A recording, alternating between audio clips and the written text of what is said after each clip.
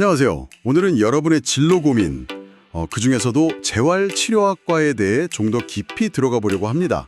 여러분이 보내주신 소중한 자료, 바로 2022 개정교육과정과 과목 선택 안내, 이 자료를 바탕으로요, 재활치료학과 진학에 도움이 될 만한 고등학교 권장 선택 과목들을 한번 집중적으로 파헤쳐 보겠습니다. 네, 안녕하세요. 재활치료학과, 이게 단순히 기술만 배우는 곳은 아니고요. 신체적으로나 또는 정신적으로 어려움을 겪는 분들이 계시잖아요. 그분들이 다시 최적의 어떤 기능 수준을 회복하고 또 우리 사회의 일원으로 잘 복귀할 수 있도록 돕는 상당히 의미 있는 그런 전문가를 키우는 분야입니다. 사람에 대한 깊은 이해와 또 과학적 지식이 함께 요구되는 곳이죠. 아, 그렇군요. 사람과 과학의 만남이라. 그럼 어떤 학생들에게 이 학과가 좀 매력적으로 다가갈 수 있을까요? 자료를 보니까 다른 사람 돕는 일에서 큰 보람을 느끼고 또 뭐랄까 운동이나 우리 몸, 인체의 작동 원리 이런 데 호기심이 많은 학생, 그리고 의학 지식을 바탕으로 치료에 직접 기여하고 싶다, 이런 학생들에게 추천한다고 되어 있네요. 혹시 여러분 중에 그런 분 계신가요? 네, 맞습니다. 그중에서도 제일 중요한 건 역시 타인의 어려움에 깊이 공감하고 또 적극적으로 도우려는 따뜻한 마음이겠죠. 그리고 동시에 우리 몸이 어떻게 움직이고 어떻게 반응하는지 이런 과학적인 탐구심도 필요합니다. 그러니까 이 두 가지, 따뜻한 마음과 과학적 탐구심이 잘 균형을 이룰 때 정말 훌륭한 재활 전문가로 성장할 수 있다고 생각해요. 와, 과학적 탐구심과 따뜻한 마음이라 정말 멋진 조합인데요. 그럼 구체적으로 대학에 가면 어떤 것들을 배우게 되는 건가요? 일단 기본적인 인체 이해가 필요하니까요. 해부학이나 생리학 같은 거요. 일반 생물학도 중요하고 때로는 물리학, 특이 운동 역학 같은 기초과학 과목들을 먼저 배우게 됩니다. 그리고 이걸 바탕으로 좀 더 심화 과정으로 들어가면 직업재활이라든지 상담 이론 아니면 특수아동 치료처럼 실제 재활 현장에서 바로 필요한 전문 지식이나 임상 기술들을 익히게 되는 거죠. 정말 과학과 실무가 잘 결합된 커리큘럼이라고 할 수 있습니다. 네. 자, 그럼 이제 많은 학생분들 또 학부모님들도 궁금해하실 부분인데요.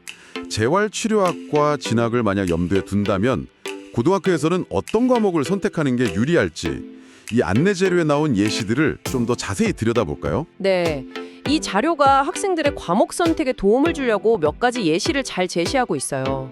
우선 일반 선택 과목부터 보면요. 물리학 1, 화학 1, 생명과학 1 같은 핵심 과학 과목들을 권장하고 있습니다. 예를 들면 물리학 1은 인체의 움직임을 역학적으로 분석하는 데 기초가 될 수 있고요.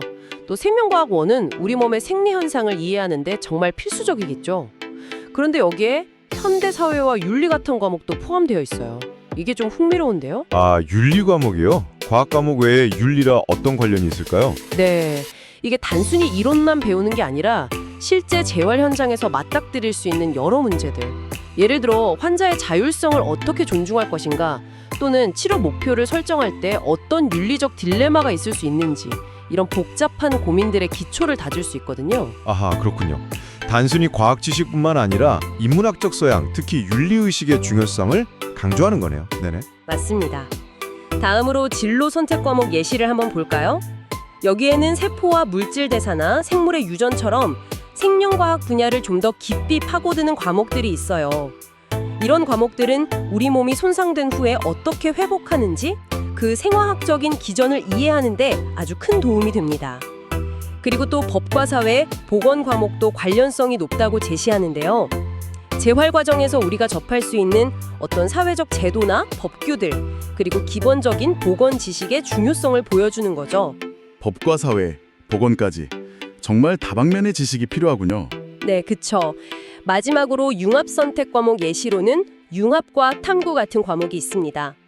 이런 과목들은 다양한 과학 분야의 지식들을 좀 통합적으로 이해하고 실제 복잡한 재활 문제에 적용하는 문제 해결 능력을 기르는데 유용할 수 있겠습니다. 와, 정말 구체적인 예시들이네요.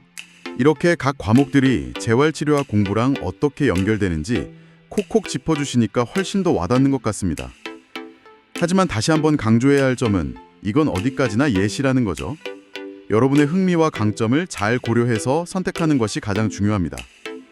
그럼 이 학과를 졸업하면 보통 어떤 분야로 진출하게 되나요? 우리가 흔히 아는 물리치료사나 작업치료사 외에도 생각보다 진로는 훨씬 다양합니다. 놀이나 미술, 음악 등을 활용하는 예술치료사도 있고요. 중독치료 전문가나 청능사 같은 분야도 있습니다. 또 재활에 필요한 교재나 보조기구 같은 것들을 개발하는 연구개발 분야로 나아갈 수도 있고요. 그리고 관련 학과로는 재활공학과나 언어치료학과, 스포츠재활학과 같은 곳들도 있으니까요. 함께 알아보시면 시야를 넓히는 데 분명 도움이 될 겁니다. 네, 오늘은 2022 개정교육과정과 과목 선택 안내 자료를 통해서 재활치료학과 그리고 이와 관련된 고등학교 권장 선택 과목 예시들을 자세히 살펴봤습니다. 들어보니 과학적인 탐구 능력과 또 인간에 대한 깊은 이해, 이 두 가지가 정말 조화롭게 필요한 아주 매력적인 분야라는 생각이 드네요. 네, 맞아요. 오늘 저희가 나눈 이야기들은 여러분의 과목 선택에 도움을 드리기 위한 하나의 참고 자료라는 점을 꼭 기억해 주시면 좋겠습니다. 여러분 각자의 흥미와 적성, 그리고 또 계속 변화하는 교육 환경을 종합적으로 고려해서 신중하게 결정하시길 바랍니다. 부디 이 자료가 여러분의 진로 결정에 좋은 길잡이가 되기를 바랍니다. 그리고 마지막으로 여러분께 질문 하나를 던져보고 싶은데요. 오늘 이야기 나눈 이런 교과목 지식 외에 미래의 훌륭한 재활 전문가가 되기 위해서 고등학교 시절에 어떤 경험을 쌓는 것이 중요할까요? 예를 들면 봉사활동을 통해서 다양한 사람들과 소통하고 공감하는 능력을 키운다거나 그런 것들이 있을 수 있겠죠? 한번 깊이 생각해 보시면 좋겠습니다. 정말 좋은 질문인 것 같습니다. 오늘 귀한 시간 내주셔서 감사합니다. 여러분의 성공적인 진로 설계를 저희가 진심으로 응원하겠습니다.